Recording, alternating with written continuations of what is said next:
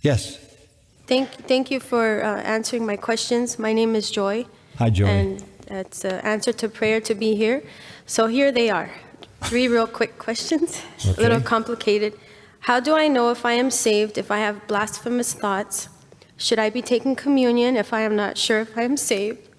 If I am not chosen, would I even care about being saved? Really good questions, Joy. You have a wonderful name, but sometimes it's hard to live up to, isn't it? I mean, how would you like to be named Joy and have to always be assumed to be possessing all of that?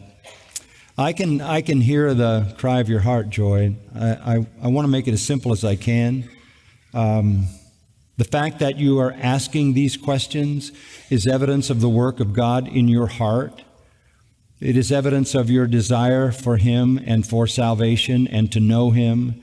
That is evident there. The fact that you would stand up in front of all of us and unbury your heart in such a sweet and honest way is evidence of the hunger of your heart to know Him, and I think that's what you're essentially saying. The way you know that you are saved is by your desire. Do you desire to know God? Yes. Do you desire that He would know you and love you? Yes. Do you desire to love Him? Yes. Do you desire to honor Him? Yes. Do you desire to obey His word? I do, but I can't do it on my own strength. Well, of course not. Join the club. And that's why we're all here. This is the same with all of us. It's all of grace, isn't it? It's all of grace.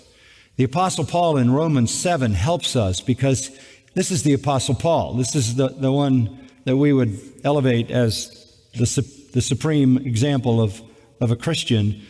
And he says, he calls himself a wretched man because he says, I do what I don't want to do and I don't do what I want to do.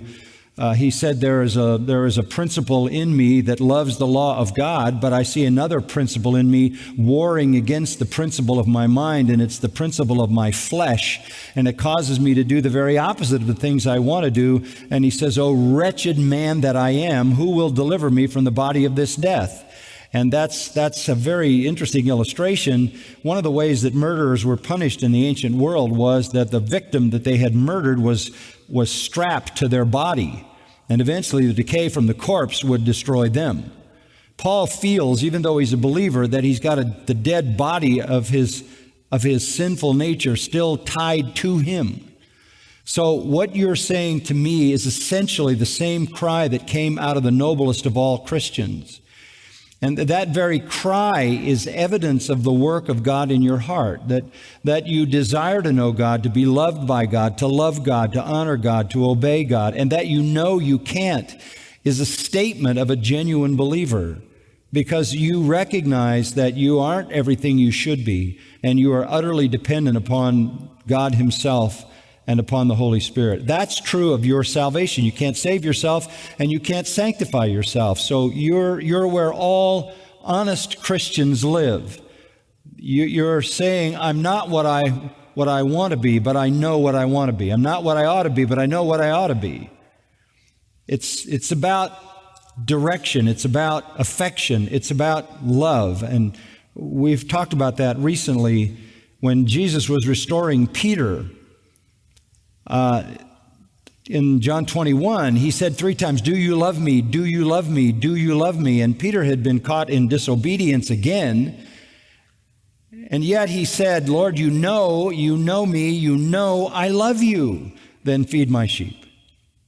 He accepted the failing life of Peter, the tendency to be disobedient, and even maybe to have ungodly thoughts, which is just part of that remaining sin nature.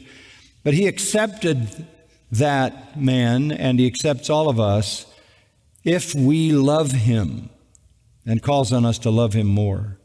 So you don't want to evaluate the character of your salvation by your failures. You want to assess the genuineness of your salvation by your desires, by what you love, what you long for, what you want. And you're here. And that says everything. This is not a place for people running from God. This is a place for people running to Him.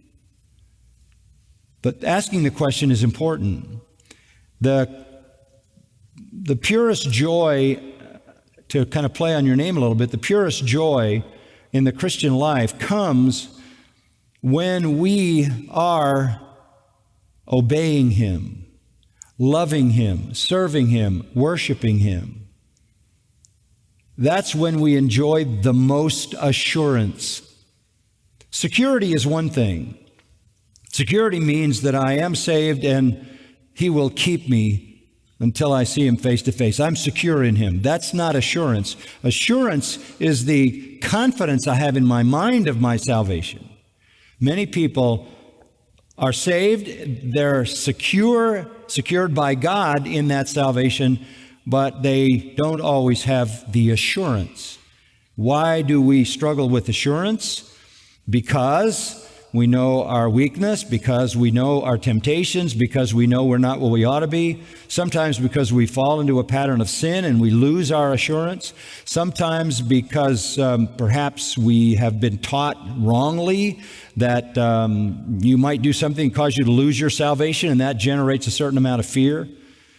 But to go back to the main point, the very desire of your heart is the evidence of the work of God in your life, because unregenerate enemies of God don't have those desires. Okay? Does that help? Thank you. Thank you, Joy.